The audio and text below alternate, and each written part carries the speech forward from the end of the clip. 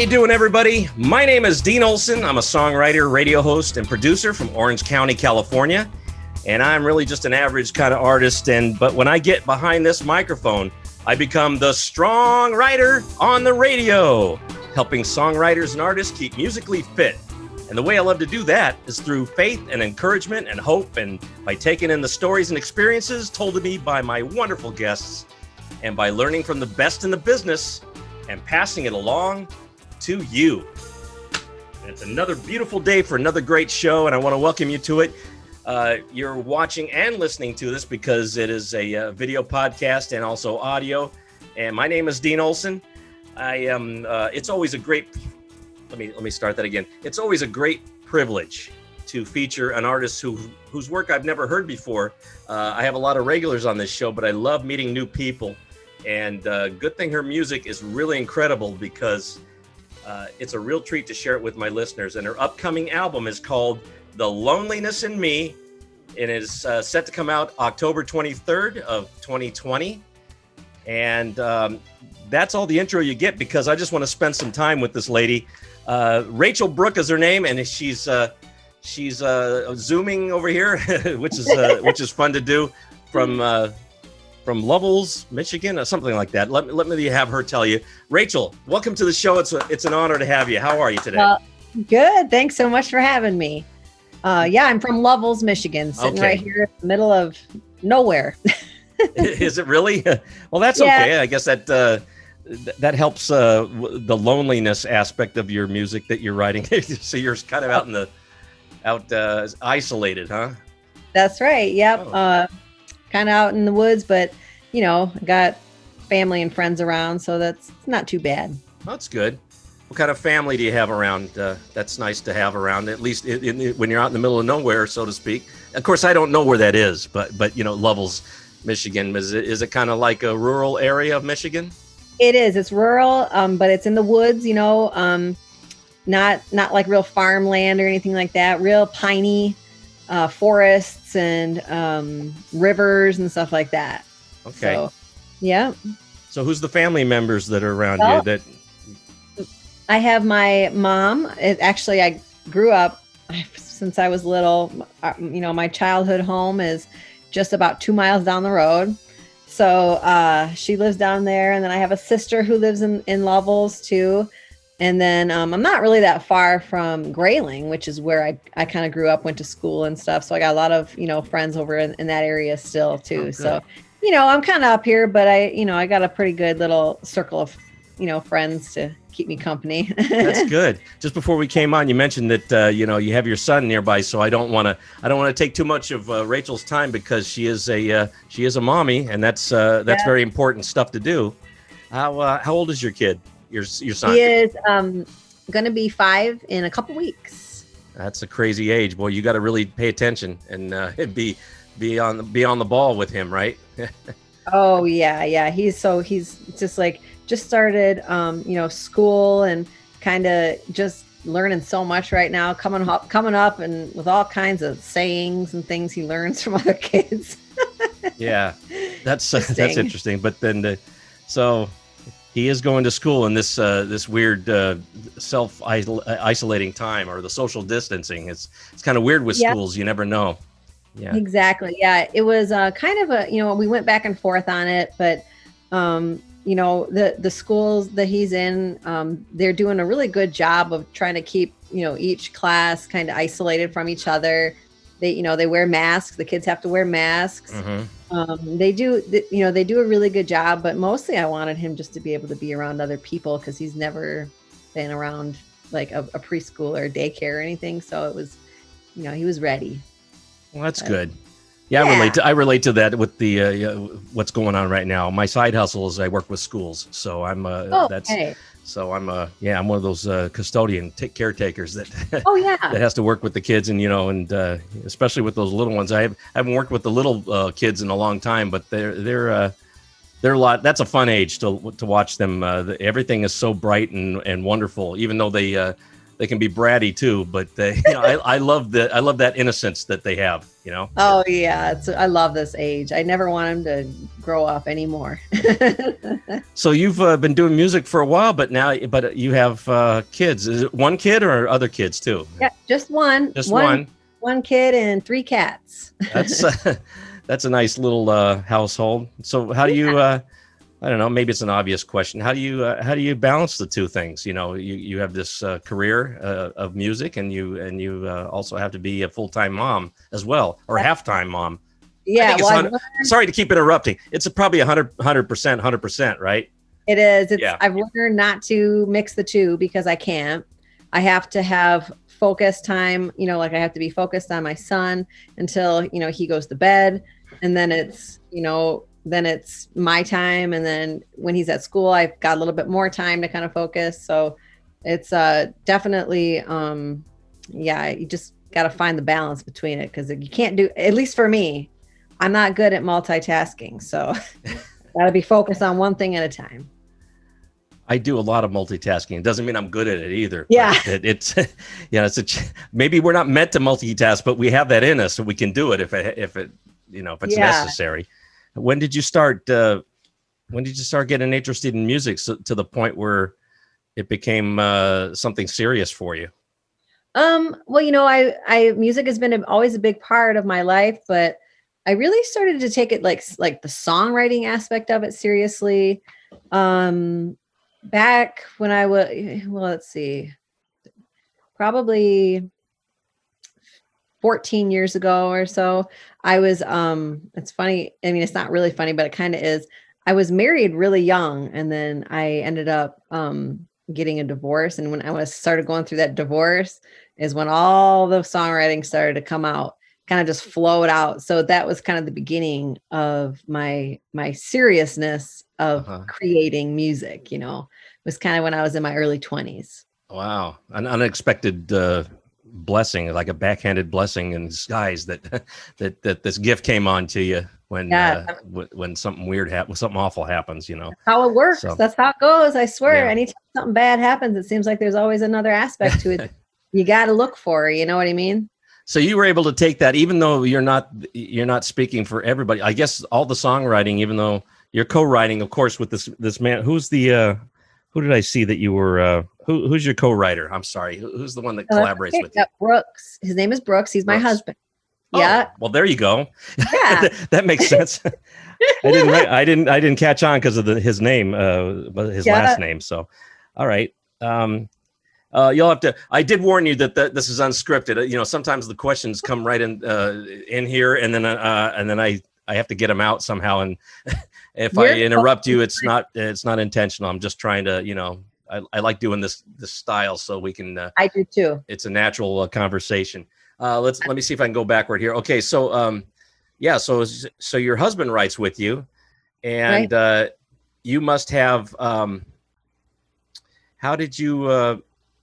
What do you? Well, now you sort of have a happy life. I'm gonna assume that the life is happy right now, but you're probably writing from a different consciousness, like a different place in your heart, like remembering. Do you sort of grasp onto the maybe the pain or the loneliness that you had at one time and speak for other people through you? Well, I'll tell you, life for me especially has ups and downs. So, being, married with a son, maybe to the outside, it might look really good. And a lot of times it is, but there are lots of other things that I battle too. So yeah, a lot of the songs come from like some of those inner battles, some, past things and regrets and stuff like that I can really still tap into. So, it's, and especially like writing with my husband, a lot of these ideas are things that he feels the same way. Like he can kind of tap into some of those past things that have happened to us and that still might affect who you are today. Some of those things never really go away, and you can kind of work through them through song or creation of some kind. But yeah, they're still there. They're still haunting me. But it's probably cathartic. It's therapeutic in a way that you can keep going on that. And maybe at some point you have control of that feeling or that pain. Definitely. I keep using the word pain, but sometimes great things come out of pain too. But Oh, I yeah, totally think that. yeah. Yep. Well, one of the things that when I got to listen to people are going to listen to this album and they're going to definitely hear that it's something different, something classic. It's pretty awesome to listen to the style that you are playing in. Is this your previous music like this too, or is this new? Well, this one I think is kind of newer. It's hard to describe because I've always been country person, but I've done all kinds of, I've played with the different styles within country. So this one is a little bit more classic country with a kind of a newer feel to it. But yeah, this is probably, I would say, the most like classic kind of sound that I've done, Right. Without being old timey or, which I've done a lot of that kind of stuff, old timey gothic kind of country. But this one is kind of more, I would say like classic. Yeah, I do like it. It's if you listen to the first track, it ain't over till you cry, and you pretty much know that if the rest of the songs are going to sound like this kind of style, you're in for a treat, provided provided you actually like that kind of music. Because that was a nice.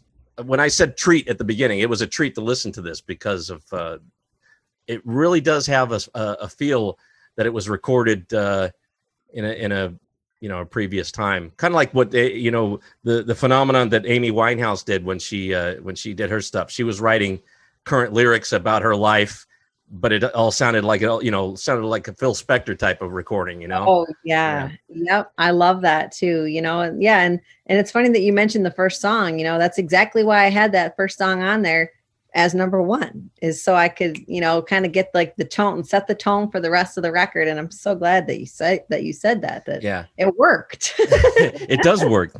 It ain't over till you're crying. You ain't the last boy in line. You get to pay for ancient history. That's what you get for loving me. All that I gave you are good reasons to go. Write them all down, take to the door, hit the road and go. Swallow your blues, baby.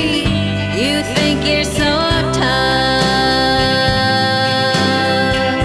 You might be a good man, but you ain't good enough. Oh, it ain't over till you're crying. You're just the fool's gold in the mind, like a moth to the burning sun. I want to see how close you'll come.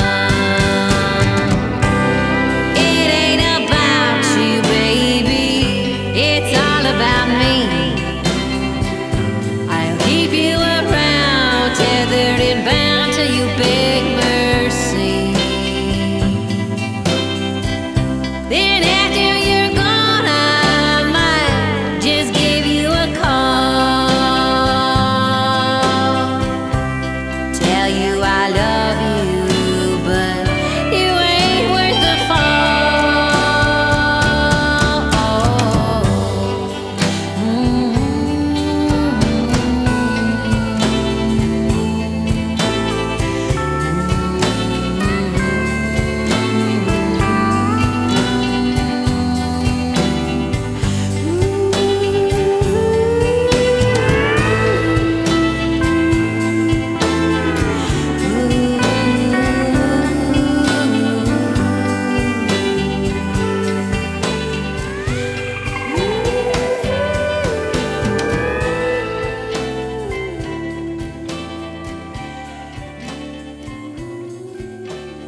A lot of times I'm not one of these I'm not really a music critic. I'm just like anybody else that's going to listen to your album. You like what you like, and if it grabs you, it grabs you. So that's what it did. And I do like the even the way it was recorded. It's almost like you went and all these great musicians that you had involved here. Congratulations to all of them. They put out they're very talented. They put together a nice sound for you, and it does. But I was going to say, it almost sounds like you went back in the past and found the ghosts of some of these old session musicians from like the late 50s doing this. Even the engineering was you had it down pretty good with that. You had sort of a spring reverb, like a like a rockabilly, and for those watching and listening, you're going to get to hear some tracks within the show. I'll be putting those in, post production. But two of the ones that looks like you're getting noticed or you put "Loneliness in Me." The "Loneliness in Me" is your your title track, and it's also a video you made. So is that a single that's getting some attention, or is that to come still? It was a single. We released it in September. So trying to kind of, we released that with the video to kind of start getting people interested in the record, So it's been out for about a month now. That's a good one too. And like I said, it has that same feel. Like you listen to a Tammy Wynette or a Patsy Cline or something in that vein. Very nice. I must compliment you right now on your voice, because it was really it's haunting and mesmerizing, and it's also it's comforting. It's a very nice little siren song that you do, especially when it slows down. What was the one that you did? Undecided Love was really a nice slow down ballad. Yeah, and you can really shine with that vocal technique that you have. Yeah. Thank you so much. So, okay, now that I complimented you, I'm done. No, no. Let's tell me about the "Loneliness in Me." What since I'll feature at least those two to start with. Great Mistake is another one, but let's talk about this first one, "The Loneliness in Me." How did you come to write that? And since we were talking about the places you go and where it comes from, tell me a little bit about that, please. Sure. Yeah, sure. So "The Loneliness in Me" is, I feel like it really sums up my life during like pre-recording, like with my son was younger and I was working and trying to play music, but it's not really happening because I was a mom and I was a working mother, and it was hard to kind of grasp it, even though it was kind of still like in my dream, like it was like a dream. You just never give up on those dreams, even if they kind of have to wait. So that song really, I feel like, just really sums it up so perfect. I honestly feel like it's probably, and I've said this before, but it's the most honest thing I've ever written. It's like a true story. And I found a lot of humor in my life. Like if you look at things the right way, you can find a lot of humor, and that humor is kind of what helps you get through it, and I agree. So, and so it kind of it came together so naturally. We worked on that song, but it was almost like it was just kind of meant to be, and it perfectly like encapsulates my whole life, at that moment. So it's kind of cool. I think it is. Yeah. Mama called saying, "Where have you been?" I said, "Mama, I've been busy at home worrying." She said, "Well, your poor old uncle died." I said, "I got tears of my own and need that crying. I ain't got the time to worry about reality. I'm busy dreaming of tragic potentialities. Always prepared for any trouble unseen, thanks to the loneliness in me. Yeah, the loneliness in me, oh, that love and misery, my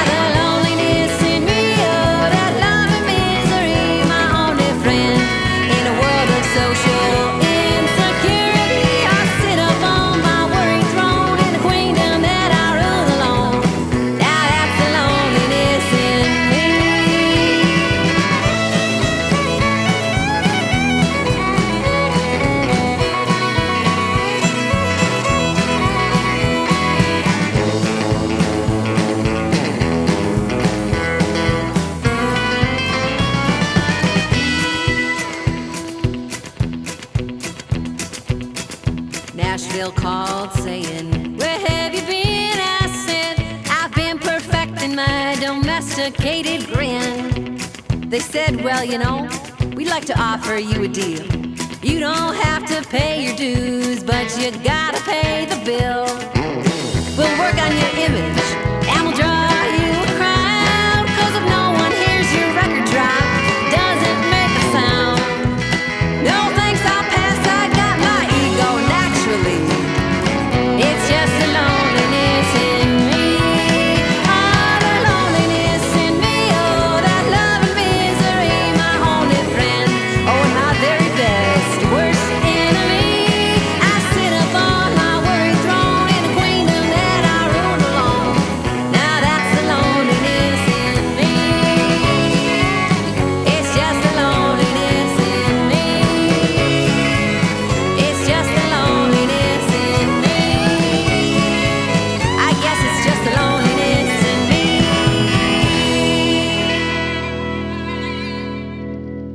So there are 12 tracks on it, and you really have this down pat. I mean, it's you're not doing an impression. I mean, this is really your authentic voice coming out, and you're not trying to put on a funny parody of something. This is all you. That's I great. want people to know this is not like a novelty thing where you're like pretending to be somebody else. This is true Rachel Brooke, and I had to. That's why I was excited to bring you on, because I wanted to meet the woman whose songs I was really enjoying. I like to do it just before I talk too, so it's fresh in my head. And I was I ended up playing the whole thing all the way through again. So Oh, nice. all See, that's 12 a of good them. Yeah. Yeah, that's a good one. So that way, at least on my end, this is something I'm really drawn to. Oh, good. I'm so But, glad to hear that. Thanks. So Great Mistake is another song that you made a video for. Yeah. And that one I'm not so I'm trying to remember which one I was listening to, but what can you tell me about that one that might, is there any funny story that you have about how that came about? Or? Well, that song, it's a little bit older. Some of these songs are a little bit old, not like old, too old, but like, they were made maybe a couple years before the rest. Mm-hmm. And, but they weren't all completely finished. They were just little ideas at that point. And, we kind of put that one together. I was actually going to have another band, not another band, but another group sing the background vocals on it. But, right at that time, COVID happened. It was like in, March. I think we were scheduled to have them come in March, and everything shut down. So I couldn't get into the studio. So I ended up recording my own background vocals for most of the record. And that was one of them that I did the background vocals for. And then, we did a video for that, just like 15 minutes down the road at this weird little, old West town. It's kind of a cool little place in Northern Michigan. It's kind of like a little hidden gem, but we filmed it there because it kind of gives off this like lonesome, kind of dusty, cowboy feel. It was kind of like a perfect little setting for that song. I like that. Yeah. How'd you end up shooting that video? Is this all produced by you and your husband, or was this somebody you went to, do you like outsource to have somebody do that for you? Well, it was actually for the Great Mistake video. That was done by Mike Cullen, and he is such a talented guy. He did that video, but he also played the guitar on my record. He also did some shirt designs for me. Oh, he's nice. Just like this. He's like my go-to creative guy because he can do anything. And he filmed that one. We actually filmed it on an iPhone 11. And it turned out really good for what it was, for how it was filmed. He does like animation and stuff like that, like computer animation, kind of cool things. And he just kind of added his kind of flavor to it. And I'm just so thankful to have him as a friend. No, I was just going to say before you said that last sentence that you got to cherish guys like Mike Cullen, that they are there for you, and that you have a good working relationship, and that you can count on each other, and that is something to really hold on to. I agree. I totally agree, and that's kind of usually how I am too. If I have a friend, I stick with them and they stick with me, and I'm very loyal, you know. I just am like, it's hard for me to make new friends. I hold on to the friends I have, and I've had a lot of them for years. And he's one of them. He's one of my friends that I just, you know, I can always just count on him, you know? Yeah. That's one of the things I'm like that too. I'm very loyal. I can always, I can't always count on these people to be my life. They may leave me. But the one thing I won't do is leave them unless something, drastic happens, you got to be smart too. Right. Don't know what kept you from leaving. Now I see how hard you tried. I'm not the finest thing that's breathing, but somehow I was always on your mind. I was always chasing rainbows. To me that never did grow old. While I was chasing some new heaven, someone stole my pot of gold.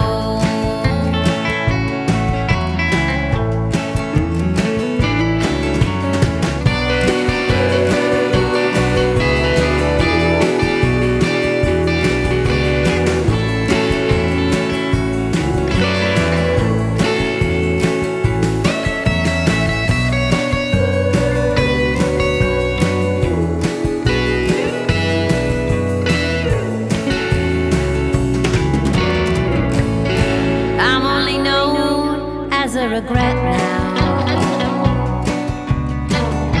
I changed my name to great mistake.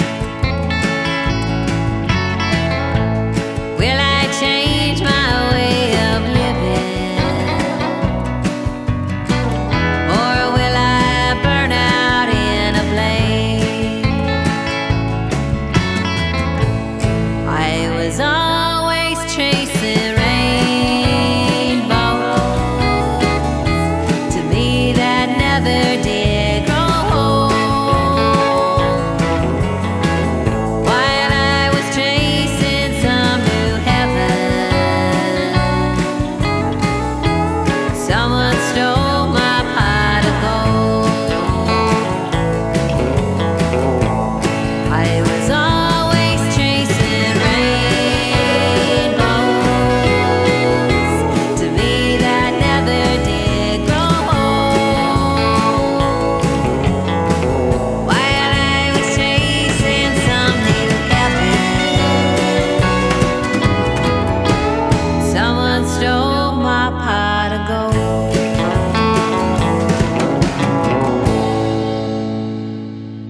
Let me think for a second. I get so into the having fun talking about this kind of stuff Great. Well, you do live in a town called Lovell's, and there happens to be a song with that name in it, the Lovell Stockade Blues. And I thought that was just for fun. Why did you do a song like that and name it that? Well, it's kind of because, like, living up here in northern Michigan, and especially in the winter, out in the middle of nowhere, it kind of sometimes, even though there's a lot of nice aspects to it, there's a lot of things that kind of make you feel like you're trapped. It's kind of like this feeling of like, I'm not going anywhere for a while. I might as well just sit here tight. Even if I wanted to, I don't know if I could, kind of thing, and I mean that because it's kind of tough up here. It's easy to get kind of like, wrapped up and trapped up in this kind of world, and especially in the wintertime when you can't go anywhere for a while. So it's kind of like a play on, being in a prison, can't leave if you wanted, you know what I mean? And even though I love this town, this is my hometown. I grew up here. Like I said, my mom's right down the road. Sometimes it can get kind of dark up here, and literally too, in the winter, and it's tough to navigate it, but doing okay, I guess. Yeah. 'Cause if you rub your hands together long enough, you might strike gold. But if you wait around a month or two, well, it'll seem so old. Well, I got that kind of trouble, make a poor boy wanna roam. Same kind of trouble, make a young girl stay at home. And I'll be here till I'm down to skin and bones. I've got the love of stockade blues. There's no way I've got the love of stockade blues. No, I think I can understand that completely. I'm sitting here trying to look up where Levels is on the map here. Wow, you are up there. I was thinking you were like way at the top, but you're up there. That's as far as Michigan as I can ever think of. Most people I've talked to in that area, they've been in Grand Rapids or Detroit, things like that. So Ann Arbor, I had somebody like that. But never that far up. You're getting close to you're like Michigan, like Huron. Those are the two things that surround you, right? That's right. Yeah. I used to play a lot in Detroit a couple years ago. I met my husband down in Detroit, and I spent a lot of time down there, and we lived down kind of near there for a while. And I really love Detroit, and I still do. And I kind of feel really connected to Detroit in a lot of ways, because they were kind of like the first area that kind of opened up its arms to me. Like I always felt welcome there. And so, chances are we're probably going to move again to get kind of closer down to that area. I mean, it's pretty much, it's in the, in our plans to move again, which I like. I kind of, I like to be able to be near places to play and be able to play with other musicians who like this kind of music. Being up here in Northern Michigan, there's a lot of great things about it, but it's also, there's not a lot of people who are necessarily into the same things. I know a lot of musicians, but I know a lot of musicians that play things that I'm not into, and even though I support it, it's not really like we're not a good match as a band together, so I'm really looking forward to getting back down state and kind of connecting with some more musicians and playing more shows down there again. Actually playing some shows, that would be a nice thing, right? Yeah. Right, Go exactly. figure, this is what you wanted to do when you made an album, right? That you want to share it and play it, and it makes it a little tough when the powers that be like to stop you from doing that, or try to make it harder, Right, exactly. I can't wait to get back on, and travel. I'm up here in Northern Michigan, and I've had a few shows here and there, but they're not, they're always subject to change at the last moment, because you just never know how things, if there's a COVID positive, then it's shut down, and which is good. I'm really glad that everybody's being careful, but it's not the same as being out on the road and meeting new people. Mm-hmm. It's still like those little shows that I've played. It's I'm not leaving my town, and really neither are the people that are there. They're all kind of like the locals, and which is good. I like to play those kinds of things, but I'm really looking forward to getting on the road and traveling and waiting for this world to open up a little bit more for that. I think we'd all like that. As I talk to more and more people, with some exceptions, it's always the same type of story. I'm kind of like anchored here in this town that I'm in, or in this area. Yes. And I'm not really moving around like I like to, or like some people are just, that's their life. That's been their life for, some of the older artists. They've been doing this for so long, and they don't mind taking a quick little vacation, but they really want to get back out there and do what they love. I know, I do too. And it's funny because I feel like it's finally, I'm ready. I finally feel like, like my son is old enough now. I mean, I don't want to be gone too long. He's still kind of young, but he's old enough now where I feel like it's okay, and it probably would have been even before this. But for my own reasons, I chose not to go out on the road, because I just felt like he needed me more as he was younger and he was learning and growing. And now I finally feel like I'm ready now to go back on the road. So I'm really hoping that I can do this again and I can start it out in the spring and summer, You'll figure it out. That's what happens in anybody's life. You and your husband and the baby are going to figure this out. And Exactly. what the best thing is to do for your situation. And Right. but I always even having talked to so many artists, I still wonder. It's a different lifestyle that you have when you do what you do. Are you a full-time musician artist to do this kind of stuff, or do you have something on the side? Or no, I don't do anything else on the side really right now. Although, you never know, that could change. Right now, I'm just kind of focusing on my music. I mean, like my record's coming out, so hopefully I'll be able to kind of keep that rolling. I've really mostly just kind of been like focused on getting this record out, and hopefully I'll get some return on it. Yeah, well, that's that's what everybody says, but Right. I think that's part of the game that you play. Right. Going in that these things don't always have this pot of gold that you were hoping for, but Exactly. Yeah, it's kind of like you don't know how it's going to work out, but and that's where the touring helps, is when you can go out and you can actually make money on the road. But and that's really how you make, at least for me, that's where I've made almost most of my money is you gotta be able to tour to make good money. And so it's kind of rough. I really hope that I'll get some good feedback and some good like I said, return, because I've put a lot of work and put money into it. I just hope that I get some of that back and can continue, and maybe we start working on the next one and keep the ball rolling as much as I can. Thanks for being so candid about that. It's not everybody will come out with that, but it makes it shows that you're a human being, and this is how. And look, you can do it too. I mean, you're doing it, and let me. I don't want to dwell too much because through it all, you have a nice, positive mental attitude. I hope, right? But, I do. You seem that way to me. Yeah, for the most part, I do. I mean, I am a optimist for sure. I've never been it's not even a choice. It's like I always just believe that something good's going to happen. I always believe it because why not? Why not just believe it? And so I believe that good things are going to happen, and even if it takes a while for it to happen, I still believe that one day something good's really going to happen.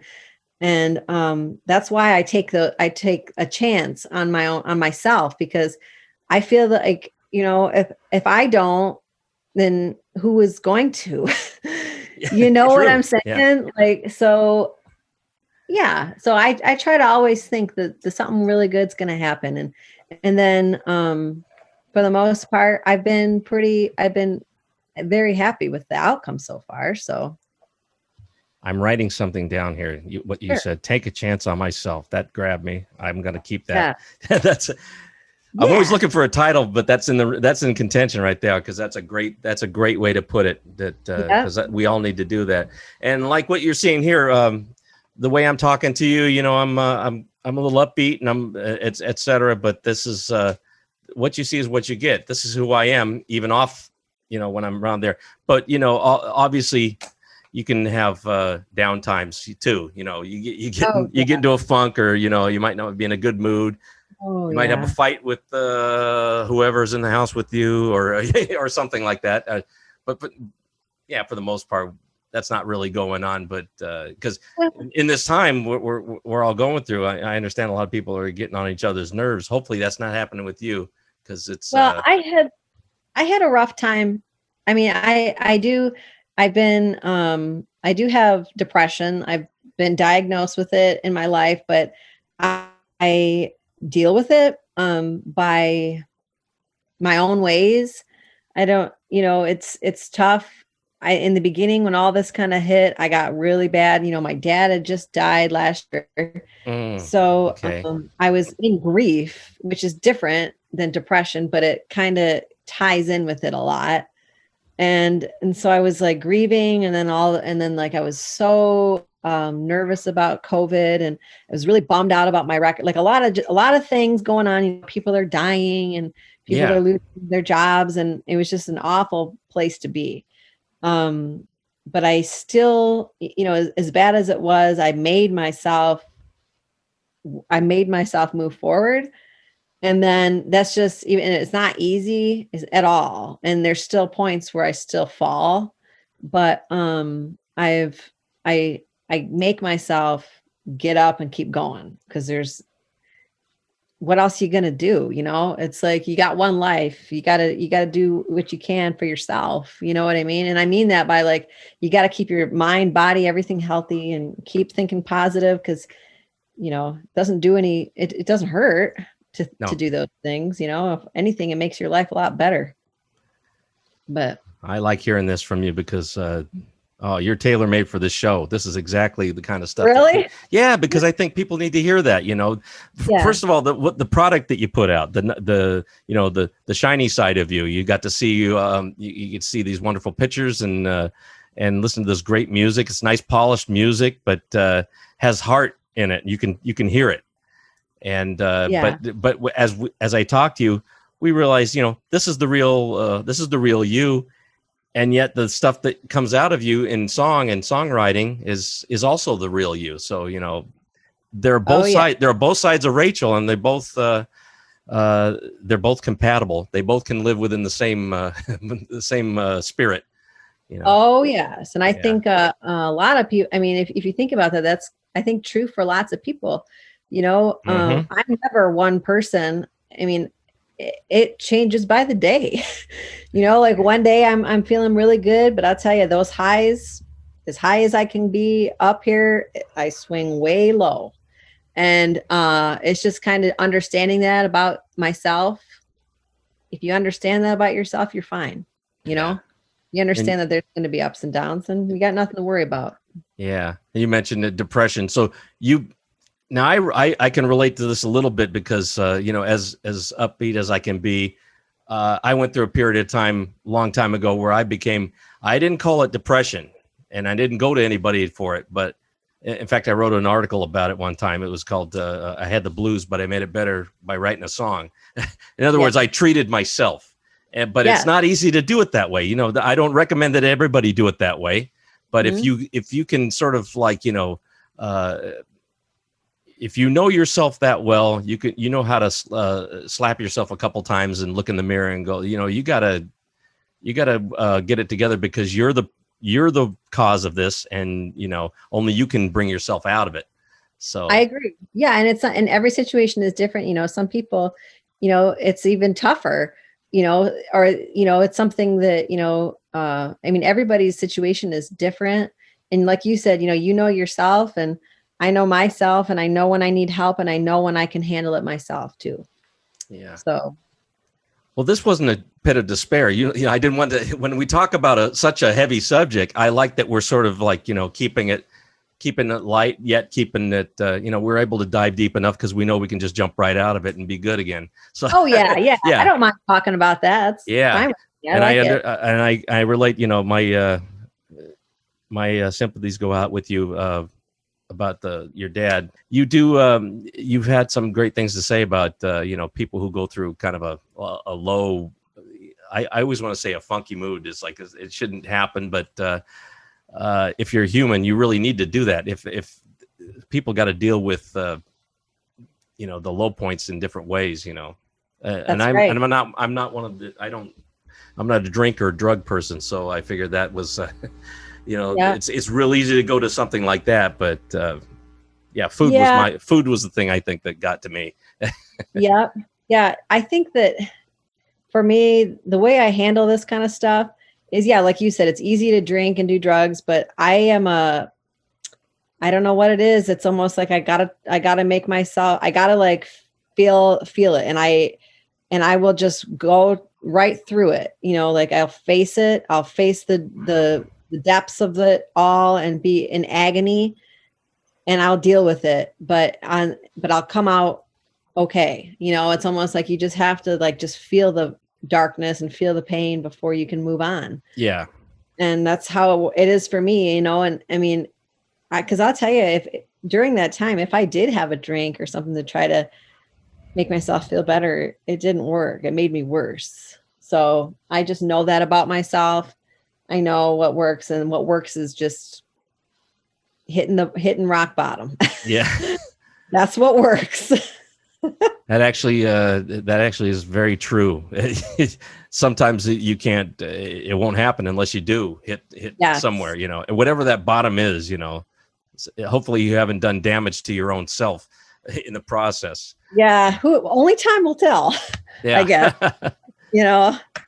So Rachel, I was just curious. So we were talking about, touring and everything like that. When was the first time you ever got up and played in front of people, and how did it feel? Oh, geez. Let me think here. I think the first time I played in front of people for like a show, I think I was in high school. I think it might have been a high school talent thing or something, people were doing all kinds of different talents. And I think I did like I played my guitar and I sang a song. I didn't win it, but I think that was the first time. I think I was 14 or 15. And then I started to play like some coffee houses, as a teenager, and just local shows put on by my friends and stuff like that. So yeah, probably in my teens is when I started to kind of get comfortable with the thought of playing in front of people. And took a while though, It took a while to get comfortable with it. Yeah, a little nervousness, maybe. Yeah, some people don't have that. I keep hearing, oh no, it wasn't a big deal for me. But I still have a little. I'd get shy in front of that, especially if you have some new stuff that you want to play for people. You don't know how they're going to react. Yeah, exactly. For the most part, it's like nowadays I don't get too nervous, but I do find that if I am in some weird way, if I'm feeling a little bit nervous, I do better. I actually perform better when I'm nervous. So if I get that, if I'm too relaxed, it's almost like I don't worry about it. So I'm not really, care. I don't really care. But if I am a little bit nervous for a reason, chances are I'm going to put on a good show. Let me see if I can sum up here. We talked about a couple of these songs. Real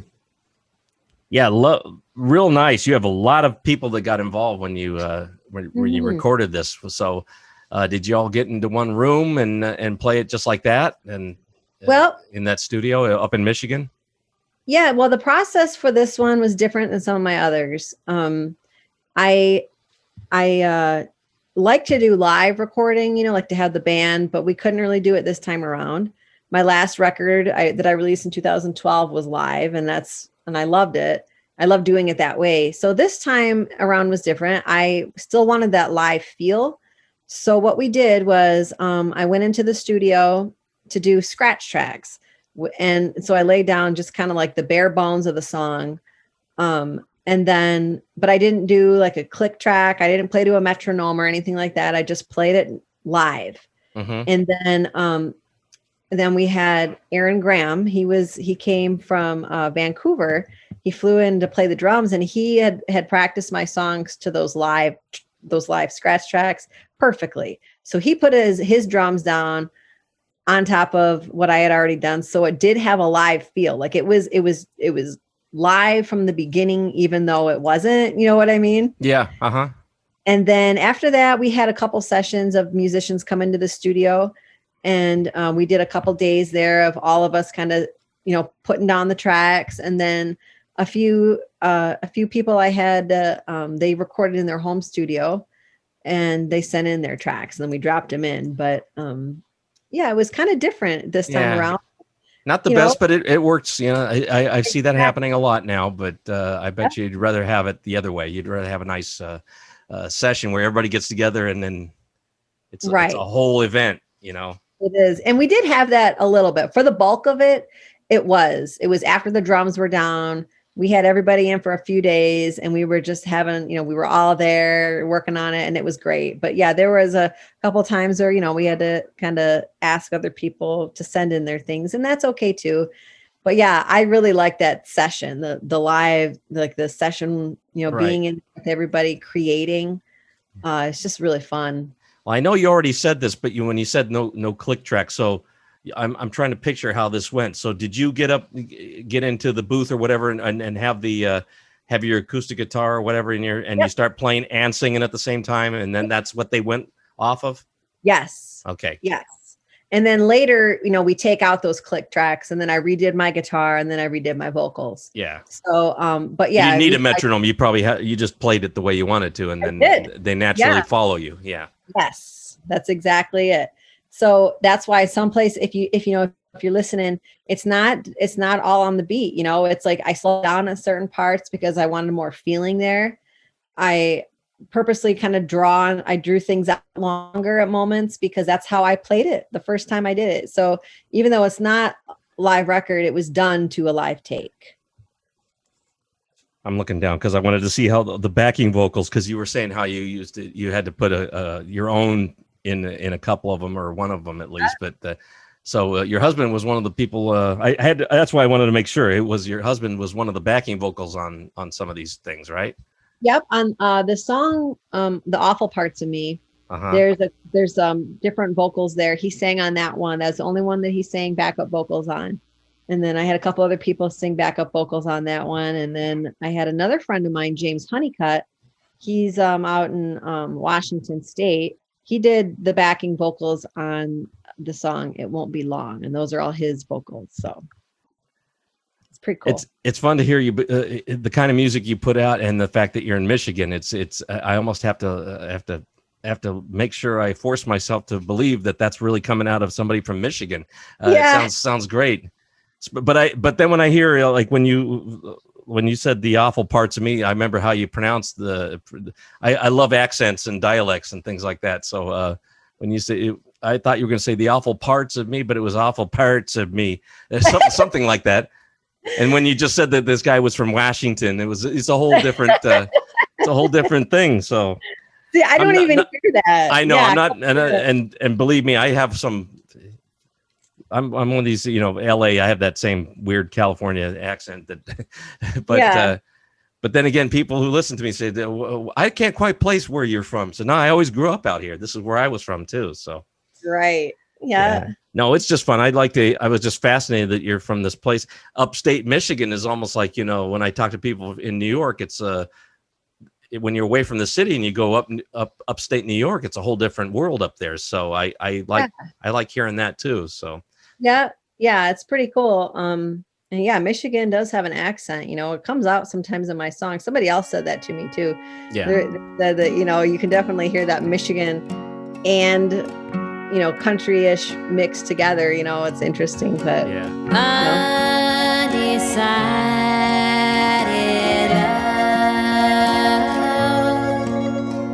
It hurts to hear you say that you don't know. I've worked overtime to make you mine. Your love's the undecided kind.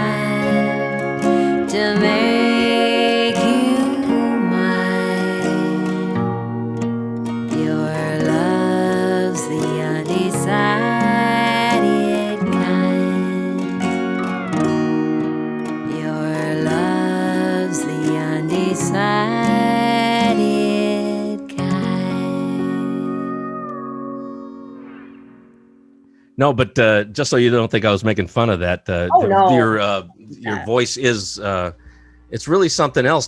Was this natural when you like that high school time? Did you always have the talent to to be on pitch and that kind of thing, or did you have to work at it to get as good as you hear on this record? Well, it's a little bit of both. I mean, I could always sing in key, but it takes practice. I mean, those takes were, we did like 3 takes for each song, and we just picked the best ones. And there was probably some takes that weren't as perfect. So, it's just kind of like we just went through, and we maybe did more like 3 or 4 takes. And then we just kind of picked the best parts of all of those takes. And so, that's another good thing about being in the studio and doing it that way. Even though I like to do it live, at least I know that if I mess up at a part, then maybe I can find a better part to put on for the record, but if you want to hear it raw and you want to hear it real, then just come out to a show, I'll still be on key for the most part. And I'm praying for more, the more live music happens, because I really feel for this. For the last maybe how long has it been now? Like 5 how many months has this been now that we've been going through this? 7 months maybe, I don't know, when it really started getting serious. And everybody has a story, and then they, much like what you said at the beginning of this thing, and then COVID happened. That's what I hear from everybody. Yeah. There's always a story of like everything was going good, then we had to like adapt to this new normal type of thing. Yeah, which is stupid. I hate saying that word, new normal, but I know. Yeah. Well, you know what? I look at it like there's always going to be these moments in your life. And what happened is that we all experienced it at the same time. So, even though we're all kind of adjusting, and that's like a major, like people are trying to adapt and adjust. That happens in a lot of times in your life. It's just not on a universal level. So I think we're okay. I think people just need to we'll be all right. We just have to kind of, try to be good. We all, we have to kind of try to follow the rules and try to be safe, and we'll get through it, and what just got to be like empathetic towards everybody, because we're all going through it together. And that's not easy. Yeah.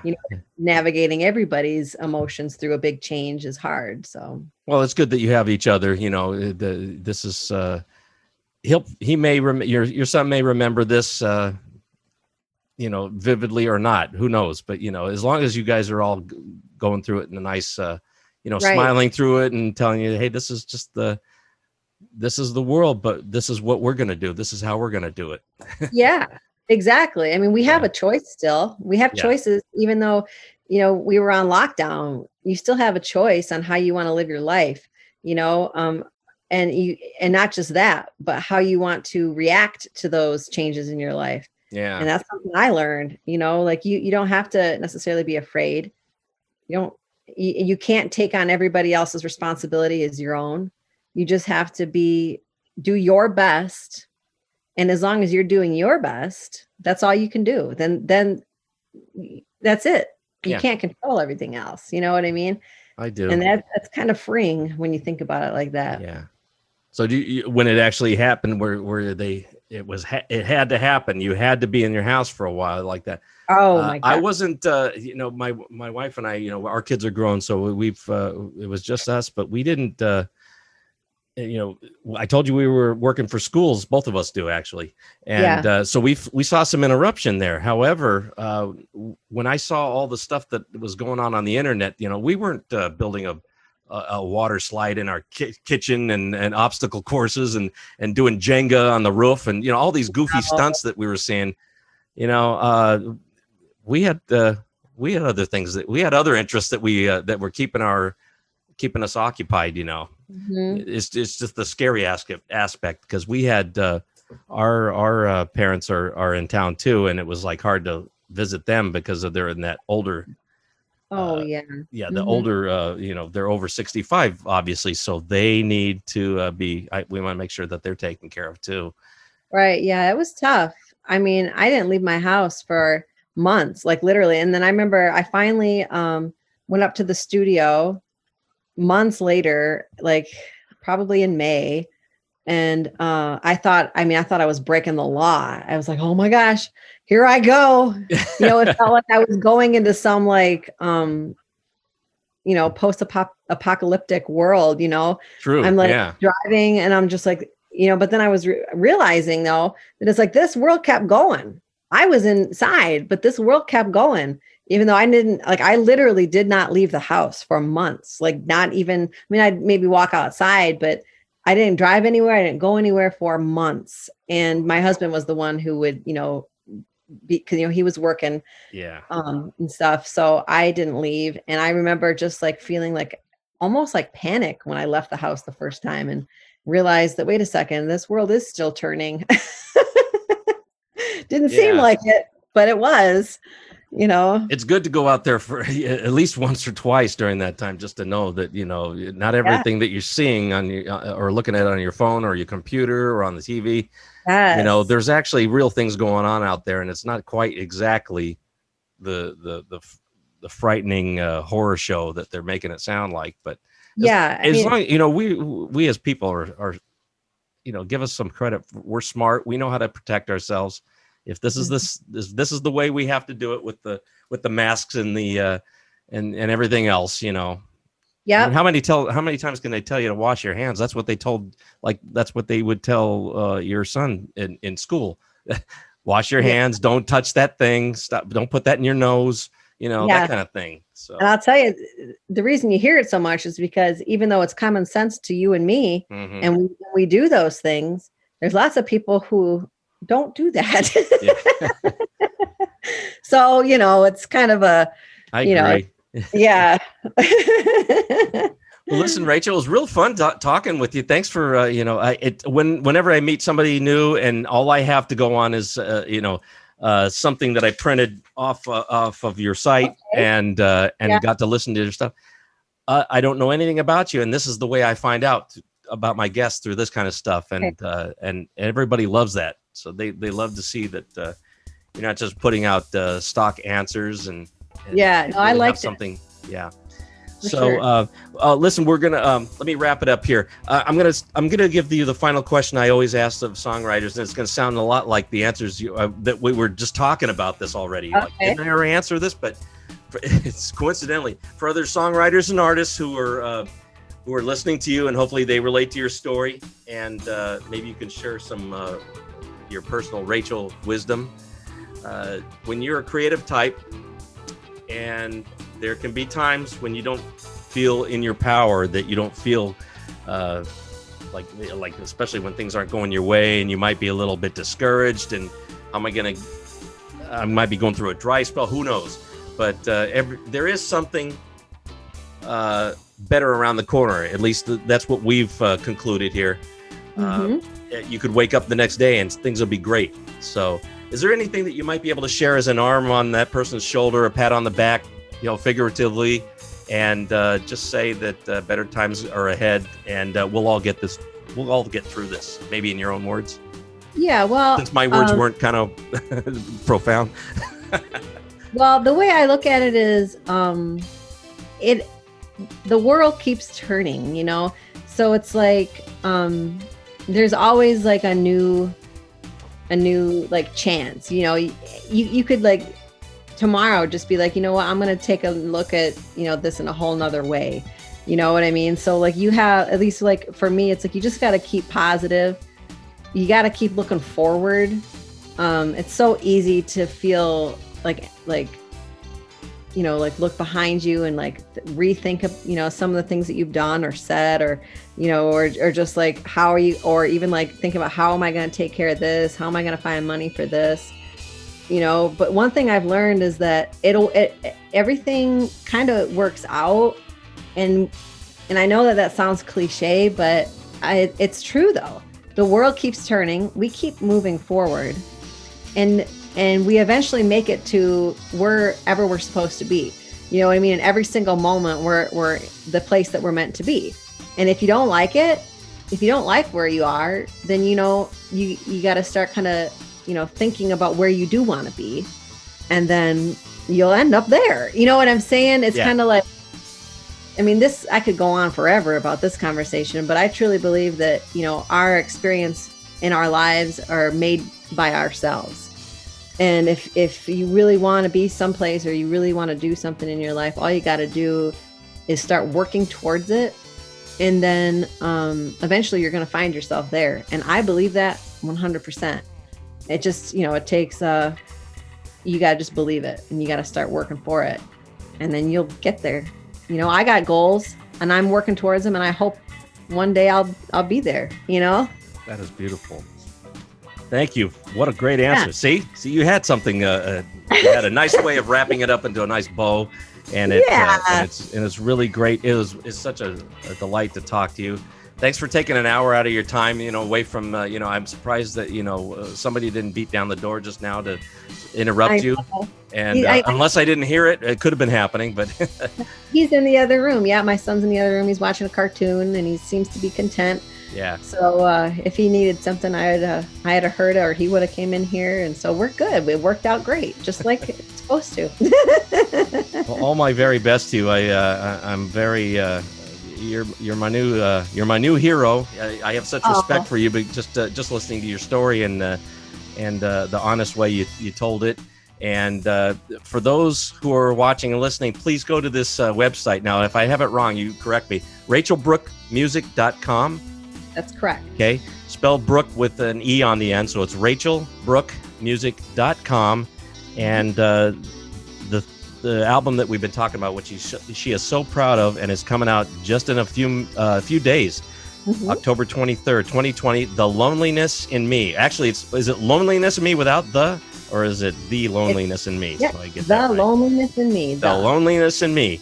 Yeah. And she has a song that sounds just like that title, and it's wonderful. Yep. And all 12 tracks, you got to hear it. We talked a little bit about them, but you got to hear it to believe it. So I agree. Take it for what it is. Beautiful voice, beautiful music, and a beautiful woman. Thank you so much for being on here and sharing yourself. And have a good time with your family up there. And you too. Let me take a quick pause before I say goodbye. Hope to talk to you another time. I'd love to follow up with you on this kind of stuff. That would be great. Anytime. Thank you, Rachel. Rachel Brooke, everybody, as I clap. Have a great rest of the day. Take care now. Yeah, you too. Okay, bye-bye, Rachel. Bye-bye.